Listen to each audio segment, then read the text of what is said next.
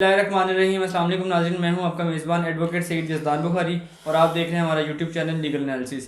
یہ جو دل دہلا دینے والا واقعہ پیش آیا ہے کہ ظالم درندے نے مردہ لڑکی کو ٹیچنگ ہاسپٹل میں چھوڑ کر مفرور ہو گیا، اس کیس میں اب تک کیا پیش رفت ہوئی ہے جانتے ہیں ایڈوکیٹ عبدالغفار سے۔ جی تو سر ہمیں بتائیں، یہ جو واقعہ رونما ہوا ہے اس کی تفصیلات کیا ہیں؟ دیکھیں، یہ کل اس کے اوپر میڈیا پر یہ خبر چلی تھی کہ ٹیچنگ ہاسپٹل میں دو لڑکے ہیں، اور یہ کیونکہ سی سی ٹی وی کیمرہ کے ذریعے ان لوگوں کو شناخت کیا گیا تھا۔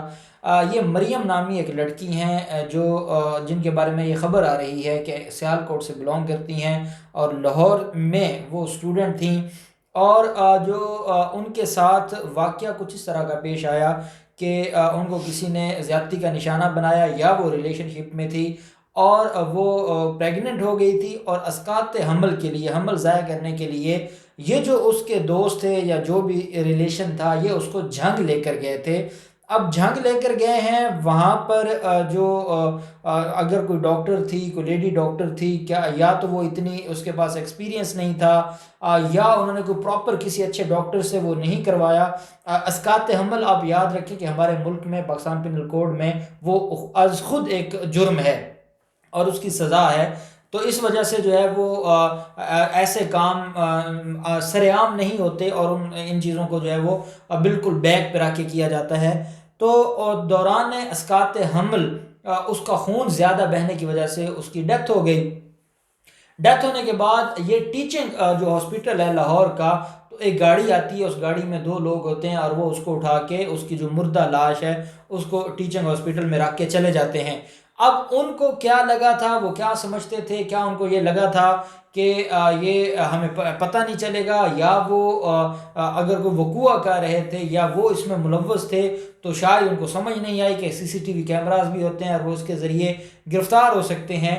تو جیسے یہ معاملہ آگے بڑھا، پولیس نے تفتیش شروع کی، سی سی ٹی وی کیمرہ سامنے آ گیا اور اس میں دونوں لوگوں کی شناخت ہو گئی۔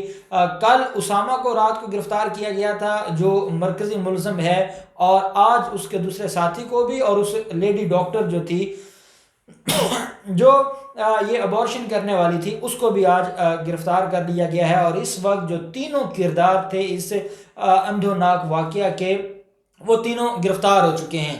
اب اس میں جو اسامہ کی طرف سے جو مرکزی ملزم جس کو پولیس نے نامینیٹ کیا ہے، اس کی طرف سے جو بات سامنے آئی ہے، ان کا یہ کہنا ہے کہ ہم ریلیشن شپ میں ضرور تھے لیکن یہ کام ہم نے نہیں کیا، اور یہ ڈی این اے ٹیسٹ یہ بتا دے گا کہ ہم لوگ اس میں ملوث نہیں تھے، ہم اس زیادتی میں ملوث نہیں تھے، اور ہم صرف ہیلپ کر رہے تھے۔ اور ساتھ اسامہ کا یہ بھی کہنا تھا کہ اگر ہم ملوث ہوتے تو ہم خود کیوں ٹیچنگ ہاسپٹل میں چھوڑ کر جاتے، ہم اتنا بڑا رسک کیسے لے سکتے تھے۔ اب دو چیزیں ہیں، پولیس کی جو اب تک کی تفتیش ہے اس کے مطابق اسامہ کا اور وہ مریم جس کی ڈیتھ ہوئی ہے وہ ریلیشن شپ میں تھے، اور اس ریلیشن شپ کی بنیاد پر جو مریم ہے وہ پریگننٹ ہو گئی تھی، اور اس مقصد، اس پریشانی سے بچنے کے لیے 20 سال تو اس کی ایج تھی، اور اپنے ان کی فیملی کو نہیں پتہ تھا، اور فیملی کو پتہ نہ ہونے کی وجہ سے وہ جو ریلیشن شپ میں تھے ان کو ایبورشن کروانا پڑا، اور اس کے لیے ان کو جنگ جانا پڑا۔ اب یہ ہماری سوسائٹی کو دو سبق دے رہا ہے۔ ایک تو آج مریم کے والد کی جو حالت تھی وہ میڈیا کے سامنے گفتگو کر رہے تھے، ایک باپ کے لیے اس سے بڑھ کر پریشانی کی بات کیا ہو سکتی ہے کہ ایک تو اس کی جوان بیٹی مردہ پائی گئی اور اس کی لاش اٹھائی ہے، اور دوسرا جو اس کی مرنے کی وجہ ہے وہ کیا ہے وہ کسی کو بتا بھی نہیں سکتے۔ اور اب تو میڈیا کی وجہ سے اور جتنا اس کیس میں ساری چیزیں، اور میں سمجھتا ہوں یہ بڑا پازیٹیو ہے، اگر میڈیا پر یہ بات نہ آتی اور میڈیا اس ایشو کو نہ اٹھاتا تو وہ لوگ کیسے گرفتار ہوتے، ان کے خلاف کیسے کارروائی ہوتی۔ وہ غریب مریم کا باپ تو اتنا وہ افورڈ نہیں کر سکتا تھا پولیس کو کہ وہ اتنے بڑے معاملات کو دیکھتا اور یہ ساری چیزیں ہوتی۔ اب میں آپ کو ایک اور جو اس کا اسپیکٹ وہ بتانا چاہوں گا۔ اسامہ یہ کہتے ہیں کہ ڈی این اے آ جائے گا تو دودھ کا دودھ اور پانی کا پانی ہو جائے گا، اور میں سرخرو ہوں گا، میں نے کوئی غلط کام نہیں کیا۔ اگر اسامہ نے نہیں کیا، کسی نے کیا ہے، جو کیا ہے ان ذمہ داروں کو پکڑنا ہوگا پولیس کو۔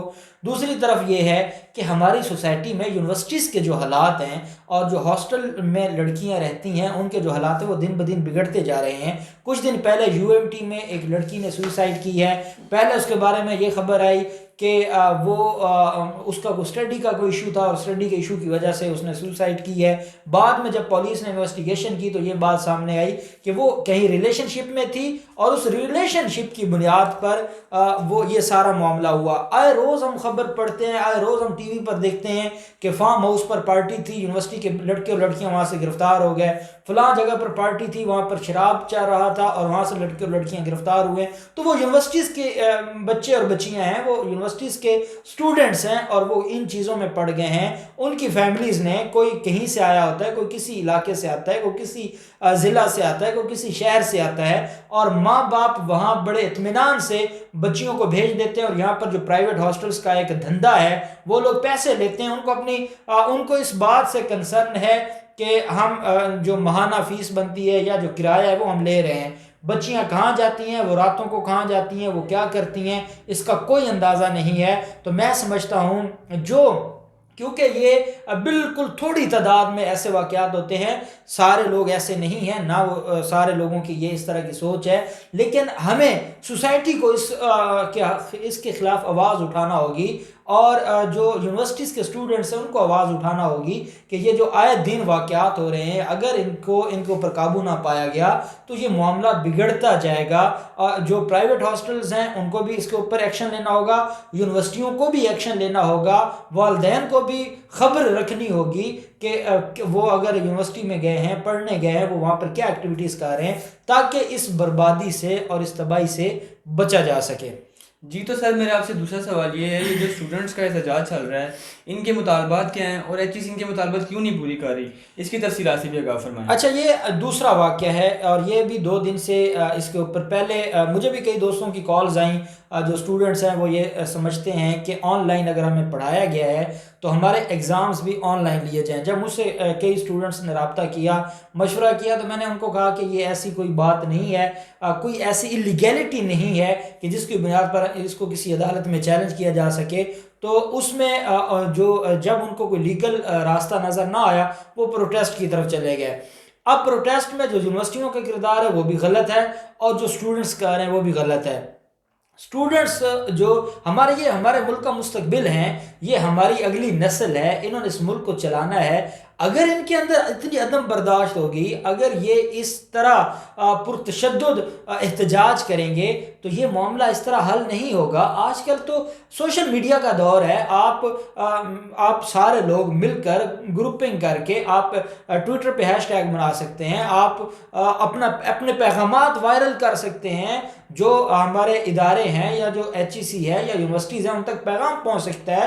آپ پرامن یونیورسٹی کے اندر بیٹھ کر احتجاج کر سکتے ہیں, آپ پرامن طور پر یونیورسٹی کے باہر بیٹھ کر احتجاج کر سکتے ہیں. لیکن یہ جو پتھراؤ ہے, یہ جو آج یو سی پی میں بھی ہوا ہے, اس سے ایک دن پہلے یو ایم ٹی میں بھی ہوا ہے, جو ٹائر جلائے گئے ہیں, دروازے توڑے گئے ہیں, شیشے توڑے گئے ہیں, پتھراؤ کیا گیا ہے, کئی گارڈز جو یونیورسٹی کے گارڈز ہیں ان کو زخمی کیا گیا ہے. یہ بالکل غلط بات ہے, یہ اسٹوڈنٹس کو زیب نہیں دیتی. اور جو ایک بدقسمت خبر بھی آئی ہے کہ شاہ جہان نامی ایک اسٹوڈنٹ, اس کی ڈیتھ ہو گئی ہے یو سی پی میں, جب یہ پولیس اور ہاتھا پائی ہوئی اسٹوڈنٹس کے درمیان. دوسری طرف میں یہ سمجھتا ہوں کہ یونیورسٹیوں کو بھی دیکھنا ہوگا, ان کے مطالبات ناجائز نہیں ہیں. ان کا ایک مطالبہ تو یہ ہے جو مجھے سمجھ آتا ہے کہ بڑا ویلڈ مطالبہ ہے, کہ اگر آپ نے آن لائن پڑھایا ہے تو آپ آن لائن پڑھاتے ہوئے آپ نے فیسیں تو مکمل لی ہیں, تو آپ 50% وہ فیسیں واپس کر دیں اور اس کے بعد ہم امتحان دینے کو تیار ہیں.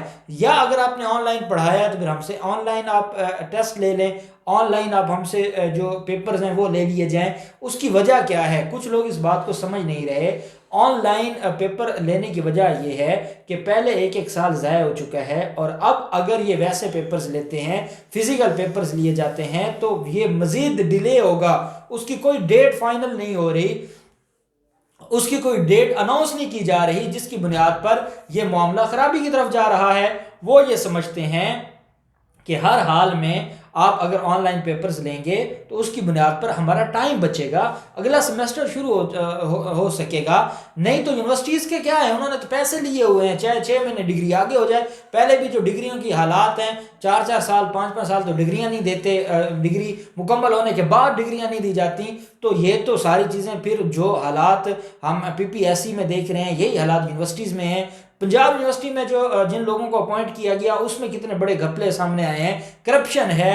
कितनी यूनिवर्सिटीज़ हैं जिनमें इतने बड़े बड़े करप्शन स्कैंडल सामने आ चुके हैं, यूनिवर्सिटीज़ के वीसीज के खिलाफ रेफरेंसेस बन चुके हैं। तो ये नहीं कि ये बिल्कुल फरिश्ते हैं, लेकिन स्टूडेंट्स को ये देखना होगा कि उनका हथियार कलम है, और अगर वो कलम को फेंक कर पत्थर उठा लेंगे या डंडे उठा लेंगे या घेराव जलाव करेंगे, ये बिल्कुल इसको ये जेब नहीं देता स्टूडेंट्स को।